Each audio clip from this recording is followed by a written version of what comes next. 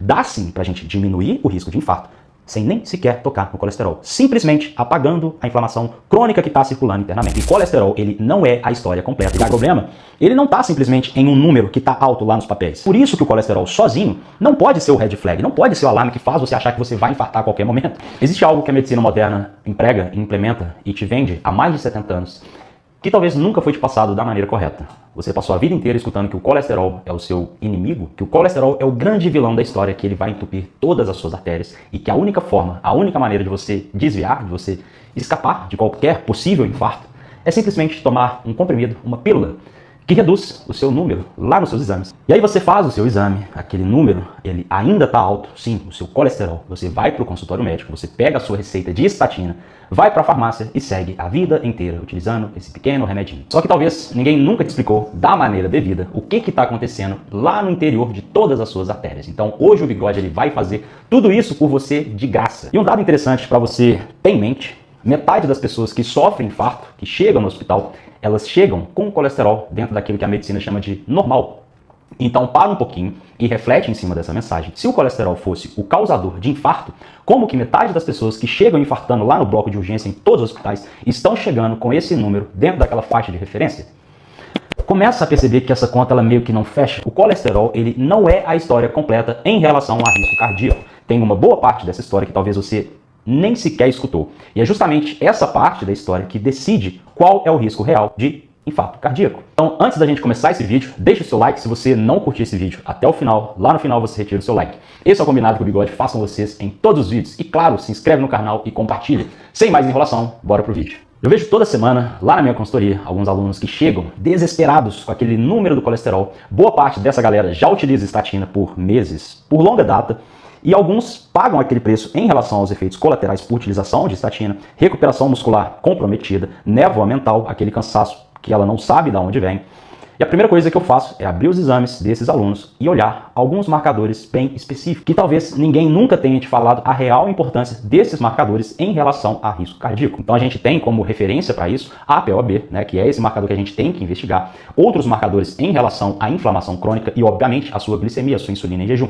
Quando você tem todos esses três pilares em mão, o jogo ele começa a mudar, porque a gente passa a ter uma noção muito mais fidedigna do que está acontecendo de verdade lá no interior dessa pessoa. Para você entender aonde eu quero chegar, vamos voltar um pouquinho mais no tempo, vamos lá para os anos 60, porque quando você entender toda essa história, toda essa ideia de que o colesterol está altamente ligado a risco cardíaco, como que isso surgiu, você vai entender aonde está o furo dessa tese. Tudo começou com um cara chamado Ancel Keys, que era um pesquisador americano, e ele tinha uma ideia, ele tinha uma hipótese, e ele queria, a todo e qualquer custo, provar essa hipótese dele, igual todos os pesquisadores. A ideia desse cara era de que quanto mais gordura saturada você ingere, mais fácil você vai entupir as suas artérias e automaticamente maior é o seu risco cardiovascular. Então, o que esse cara ele fez? Ele montou algo que virou o estudo mais famoso de toda a nutrição, um estudo chamado o Estudo dos 7 Países. Basicamente, ele pegou alguns países, cruzou os dados em relação ao consumo de gordura saturada com morte de doença cardíaca. E aí ele desenhou um gráfico bonitinho, tudo lindo. E o que aparecia lá nesse gráfico? A gente tinha a Finlândia lá no topo, né, sendo um país que tinha um consumo de gordura alto pra caramba, com uma porrada de gente morrendo por conta de problemas de coração. Depois ele pegou o Japão, que estava na contramão disso tudo, né, um país com consumo de gordura bem baixo e também com baixíssimo risco de eventos cardíacos. Parece o cenário perfeito, só que era bom demais para ser verdade. Só que o que esse pesquisador safado, ele não contou para ninguém, é que ele tinha em mãos dados de 22 países. E desses 22 países, sem o menor pudor, ele escolheu no dedo só aqueles países que encaixavam justamente no argumento dele, naquilo que ele queria provar. Então ele ignorou todos os outros países, ele escondeu todos aqueles outros países que não confirmavam, que não batia com essa tese. Então é um estudo altamente questionável, justamente pelo seu método, né? Como esse estudo ele foi conduzido. E óbvio que não foi o Bigode que descobriu tudo isso. Lá em 1957, dois pesquisadores eles pegaram aqueles mesmos 22 países que tinham sido encobertos e botaram esses países no gráfico. E adivinha o que aconteceu? Aquela linha reta que estava perfeita no gráfico lá daquele primeiro pesquisador, essa linha começou a despencar, meio que virou uma nuvem com vários pontos espalhados que não estava transmitindo aquela sensação clara de que mais gordura é igual a mais risco cardíaco. Então esses dois caras pegaram esse estudo e publicaram de novo lá no Jornal Americano de Saúde Pública, um jornal altamente respeitado em toda a medicina.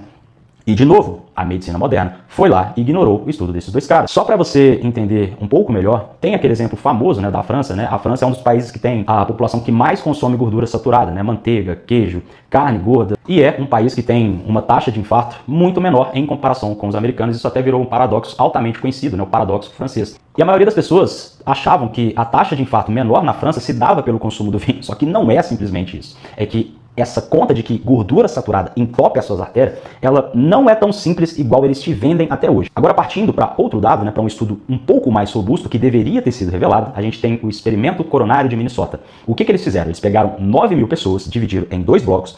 Um grupo de pessoas continuou a sua dieta normalmente, sem tirar nem colocar nada. Outro grupo fez o que os pesquisadores orientaram a fazer. Corta a gordura saturada, troca por óleo vegetal. E sim, aquele óleo vegetal que te venderam como se fosse o produto para você ter um coração mais saudável.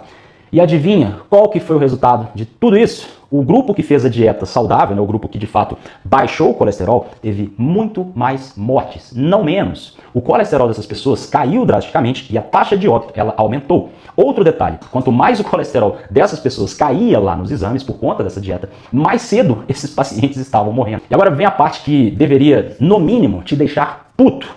Esse estudo ele foi feito lá na década de 60 e 70 e ele foi publicado só em 1989. Então essa galera, eles ficaram 16 anos sentados em cima desse dado, justamente porque contrariava aquela hipótese lá daquele primeiro pesquisador, o Case, aquele americano que eu te falei lá no início. Porque a essa altura do campeonato, o estudo de Case, ele praticamente virou uma lei. Ninguém era maluco de não seguir aquela cartilha. Todo o mundo da medicina, ele estava ancorado, ele estava sustentado, né, e é até hoje, nesse estudo.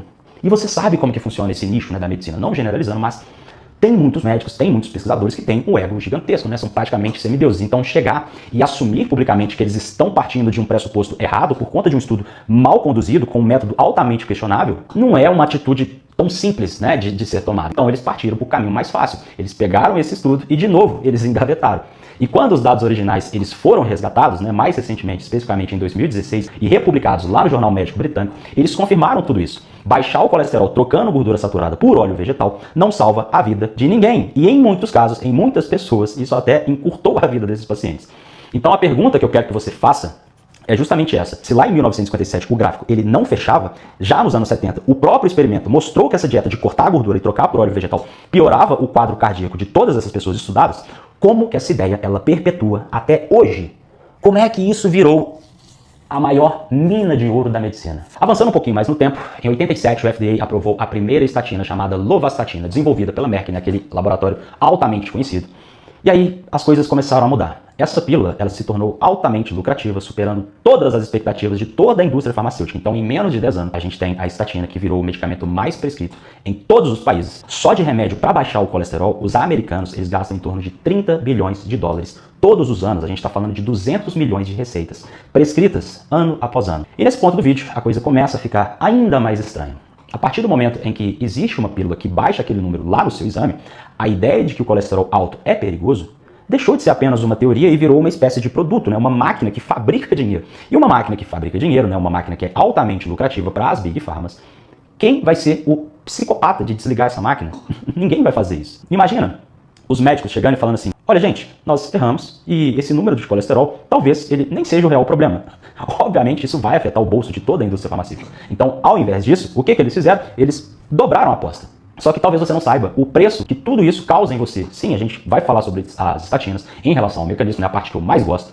Todas as estatinas, basicamente, elas funcionam bloqueando uma enzima chamada HMG-CoA redutase. Pensa nessa enzima, de novo, como se fosse um interruptor da sua fábrica que produz todo o colesterol circulando no seu corpo. Então, a estatina, ela chega nesse local devido e ela aperta o botão de desligar e automaticamente o seu colesterol, ele começa a cair, ele começa a despencar lá naquele número que você colhe no papel. Só que tem um detalhe que muita gente não sabe, ou quando sabe acaba ignorando por completo. Essa mesma fábrica, essa mesma linha de produção de colesterol, ela não fabrica apenas colesterol, ela produz diversas outras substâncias. E uma substância altamente vital que é produzida por essa fábrica, ela tá lá no seu PDF que eu te passei, caso você seja meu aluno e tá assistindo esse vídeo. Sim, coenzima Q10. Cada célula do seu corpo tem internamente uma usina de energia que você já conhece e eu falo dela em todos os vídeos. Repitam comigo: mitocôndria. Sim, são as mitocôndrias que pegam toda a comida e transformam essa comida em energia utilizável, em ATP, adenosina trifosfato, a única moeda de energia que o seu corpo utiliza para fazer qualquer coisa: pensar, treinar, contrair o músculo, me assistir. Então, tudo é feito a partir de ATP. Então, a coenzima Q10, ela é uma engrenagem fundamental para que a sua usina de energia ela funcione de maneira perfeita. Boa parte da produção de energia depende do quão bom está o seu nível de coenzima Q10. Então, quando você interrompe essa produção dessa coenzima Q10, a sua mitocôndria, a sua usina de energia, ela começa a falhar. Ou seja, a sua célula, a sua mitocôndria, ela não tem capacidade de produção de energia necessária para que você consiga tocar o seu dia, fazer as suas funções. Vários estudos demonstram categoricamente que a utilização de estatina derruba em torno de 50% da sua produção endógena de coenzima Q10 em apenas um mês. 30 dias, metade dos seus níveis de coenzima Q10 despencaram, estão lá no chão. E é justamente aqui que entra a minha consultoria online. É isso que a gente faz. A gente vai pegar o seu sangue, vai analisar todos os marcadores, identificar a causa raiz de qualquer que seja o seu problema, tranquilo? A partir disso, você vai receber dieta individualizada, treino no aplicativo, o seu protocolo com todos os cofatores, todos os peptídeos, tudo que você precisa de fato utilizar. E aí sim, você vai ter o plano em mãos para solucionar qualquer que seja o seu problema. Breno, como eu faço para entrar para o seu time? O link está aqui no primeiro comentário fixado aqui embaixo. Você clica, cai direto lá na minha página, brenoazevedo.com.br, seleciona o plano que faz mais sentido para o seu momento. Planos de 12 e planos de 24 semanas. O médico da equipe vai te enviar o exame com os pedidos que eu analiso. Você colhe seu sangue, a gente faz o protocolo e te envia. E pronto, você resolveu o seu problema de vez. brenoazevedo.com.br, entra no site, adquire o plano e bora voltar para o vídeo. Então, entendendo tudo isso, vamos começar a conectar os pontos, fazer um mapa mental aí na sua mente para você entender de maneira mais clara. Você desliga a sua fábrica de produção de energia para baixar aquele número de colesterol e ao mesmo tempo você joga a sua produção endógena de coenzima Q10 pela metade. As suas mitocôndrias começam a ficar lentas, elas começam a sucar, ficam mais impotentes e elas param de trabalhar. E o que acontece quando as suas usinas de energia elas começam a falhar? Você já sabe, eu falo isso sempre. Por mais que o seu médico diga que não tem nada a ver, que não tem nenhuma associação de estatina com produção de energia, você está sentindo isso na pele. Baixa recuperação muscular, fraqueza, desânimo, dor muscular, névoa mental, você não consegue concatenar suas ideias e vários outros efeitos colaterais relacionados à escassez de ATP, aquela nossa falha que eu falo em todos os vídeos. E o quadro que eu mais vejo chegar com os alunos que vêm até mim através da consultoria é justamente esse. A pessoa utiliza a estatina a vida inteira, durante meses, durante anos. E ninguém nunca chegou para essa pessoa e conectou essas duas coisas. E o mais bizarro disso tudo é que várias pessoas que utilizam estatinas, elas nem sequer têm um histórico de infarto na família, são pessoas que têm um baixíssimo risco de evento cardíaco, que nunca tiveram nenhuma alteração lá na sua função cardíaca medido por outros exames, e elas estão lá todos os dias tomando a sua pílulazinha, tomando o seu remedinho, mexendo, bagunçando todo o funcionamento interno das suas mitocôndrias, das suas usinas de energia, para simplesmente baixar um número que talvez nem seja o motivo real do problema, e você vai ver isso. E aí você deve estar se perguntando, ok, Breno, se a culpa não é do colesterol, quem é o culpado? Quem que é o vilão? O que de fato prevê se eu vou ter um infarto ou não? E a resposta para essa dúvida, ela já foi publicada há anos atrás, e ainda é ignorada pelo mesmo motivo de sempre. Caso ela seja divulgada, você para de ser um assinante igual você é da Netflix, você para de comprar o seu remédio, você para de sustentar essa máfia de indústria farmacêutica, você tira dinheiro do bolso deles. Então, óbvio que ninguém vai te contar isso, você precisa pensar fora da caixa. Esse foi um vídeo que eu queria fazer lá no início, mas não é todo mundo que está preparado para isso.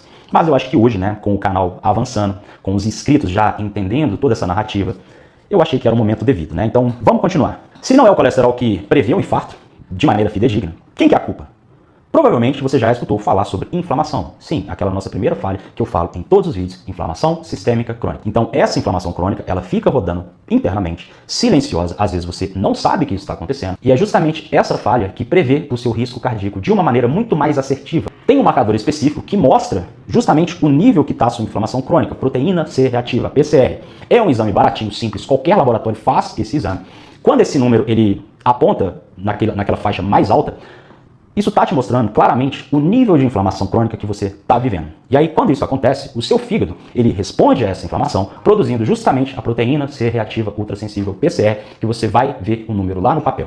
Ou seja, esse marcador, ele é o termômetro para saber o quanto de inflamação está rodando dentro do seu corpo. Quanto mais alto está esse número, mais inflamado você está. E é justamente essa inflamação crônica que, dia após dia, ela começa a corroer, ela começa a destruir toda a parede interna das suas artérias. Percebe aonde a gente está chegando? Em 1997, um pesquisador chamado Whittaker publicou lá no Jornal de Medicina, no New England, jornal respeitado pra caramba, ele publicou um estudo que mostrava que homens aparentemente saudáveis que tinham esse marcador PCR alto lá nos seus exames, eles tinham um risco de infarto quase 3 vezes maior no decorrer das suas vidas. E esse risco cardíaco, ele continuava lá mesmo depois desses pacientes corrigirem aquele número de colesterol. Ou seja, a inflamação crônica foi o medidor, o PCR especificamente, que previu risco cardíaco, muito mais do que um simples número de colesterol lá naquele papel. Outro dado ainda mais recente, só pra gente aniquilar de vez toda essa discussão, um estudo chamado CANTOS, Esse estudo é praticamente o checkmate em toda essa falácia. Os pesquisadores pegaram mais de 10 mil pessoas que já tinham infartado, presta atenção, e deram para essas pessoas um remédio que não mexia em absolutamente nada ligado ao colesterol. Zero.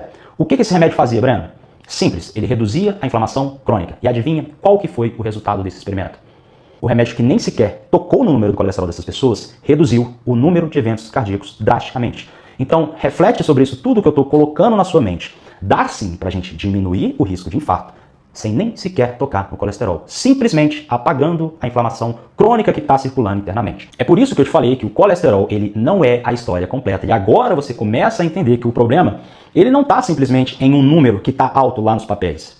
O problema é justamente você ter um colesterol circulando em um corpo que está acontecendo um incêndio interno. Porque é essa inflamação crônica que pega justamente aquela partícula que estava circulando de boa na sua corrente sanguínea e transforma essa partícula numa espécie de placa. E essa placa, ela fatalmente vai começar a grudar, a acoplar lá na parede interna das suas artérias e automaticamente vai bloquear toda a passagem de sangue. É por isso que o colesterol sozinho não pode ser o red flag, não pode ser o alarme que faz você achar que você vai infartar a qualquer momento.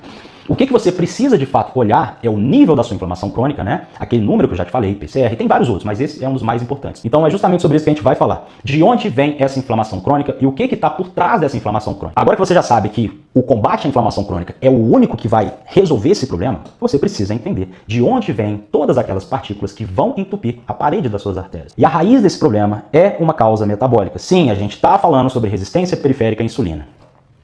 Toda vez que você come, principalmente carboidrato, o seu pâncreas ele solta a insulina para pegar toda essa comida, toda essa energia e trazer para o interior da sua célula.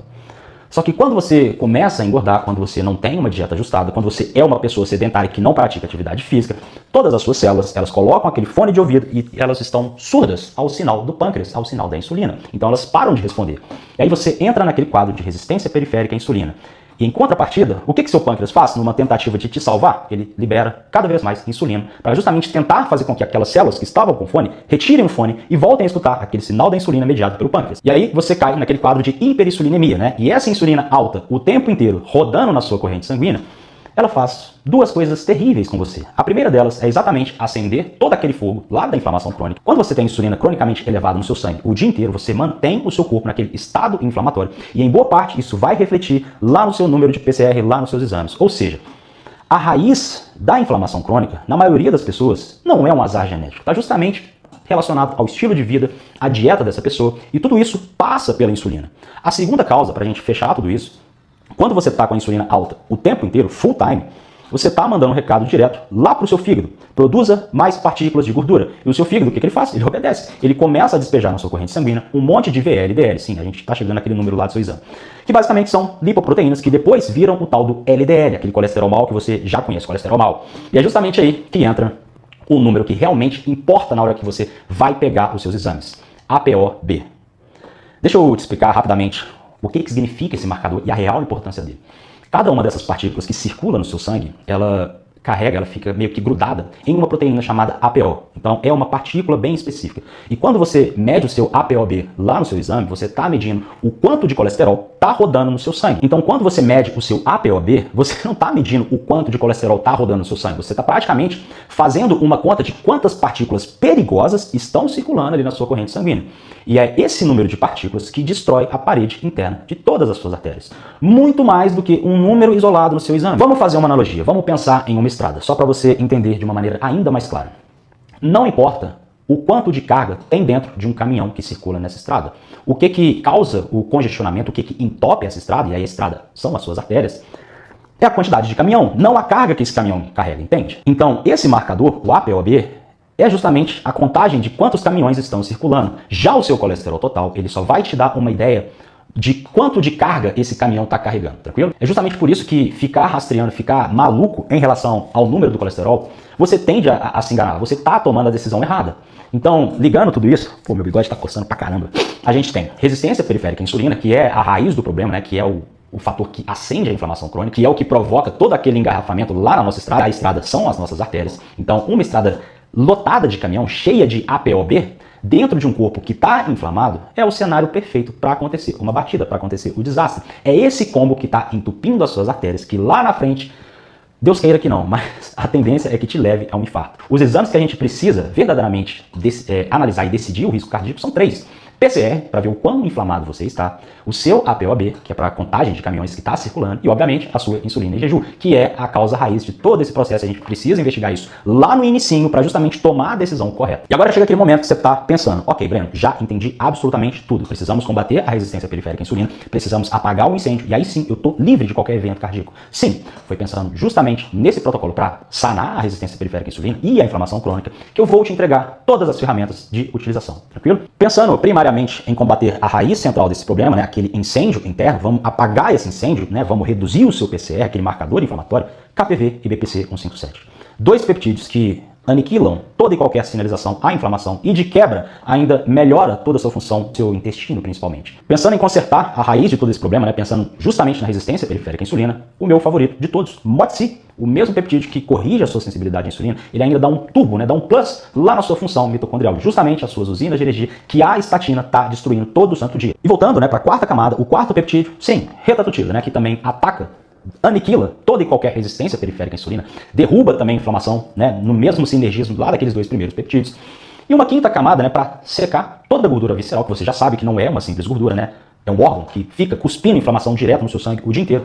Tesamorelim vai derreter justamente a sua gordura visceral. Então, 5 peptídeos, cada um com a sua função, 5 ferramentas que vão aniquilar, que vão acabar com toda e qualquer chance de você adentrar em um cenário de risco cardíaco.